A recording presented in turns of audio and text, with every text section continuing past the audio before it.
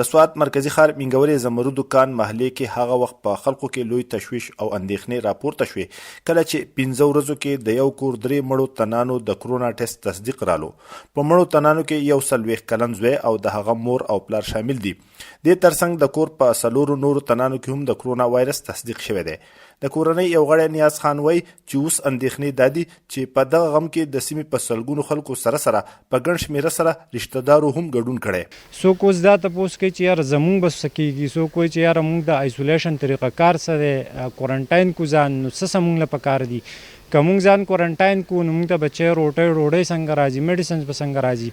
نو ځکه ووایم یو ډېر غټ باکس کول او شوی دی، د ټینشن ډېر غټ پرابلمز جوړ دي. د کورنۍ یو بل تن شوکت علي زیاتوي چې دوی ته د وړمنۍ مړي په اړه غلط معلومات ترلاسه شول او بیا د کرونا وایرس تشخیص نتیجه هم ډیره وروسته راغله. د مالی خلکو ته ما به ذاتي خود ویلي دي چې تاسو به دې جنازې له نه راځئ، تاسو به دې لاسنیوي نه راځئ. خو دا ټیسټ لیټ شو. اوس چې لیټ شو چې دا د چا کمزوري ده نو دا خو د دې واکدارانو کمزوري ده. اوس دا کمزوري خو زما خپل لیبارټري نشتی. زمرودو کان محلې پخوانی ناظم یوسف علي وایي چې په دغه اړه ضلعي انتظامي او د صحت کاروندانو د سستۍ نه کار اخیستی دی. په سوونو کسان دلته راغلي دي او ظاهره خبره هغه سوونو کسان خپل کورونو ته تللي دي. په یو کور کې لسه اته کړي دي. تا ته پته لرل د جاینټ فیملی سیستم دی نو متاثره شوي دي ټول. غفلت زمونږ د عوام هم دی او غفلت زمونږ د انتظامي هم دی. په دې کې موږ دواړه یو شان قصوروار یو. په دې کې دغه نشته لکه د بچ کېدو.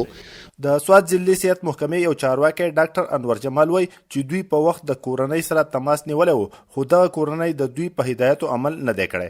ټسټونه داسې رالل او د هغې نقصانات تاسو ته مخې ته دي.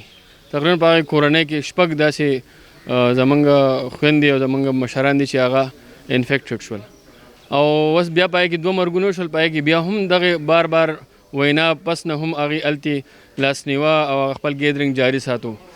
نو اوس امکانات داسې چې دغه مرض چې کم خورېدو هغه د یو بل سره د ملاوېدو، د یو بل سره د غاړه یا لاس ملاوېدو په وجه دا خورېږي. نو د هغې ډېر زیات امکانات دي چې دا ډېر زیات علاقو ته خور شي. بلخوا ضلعي انتظامي لخوا د زمرودو کان محله قرنطین کړی شوې ده.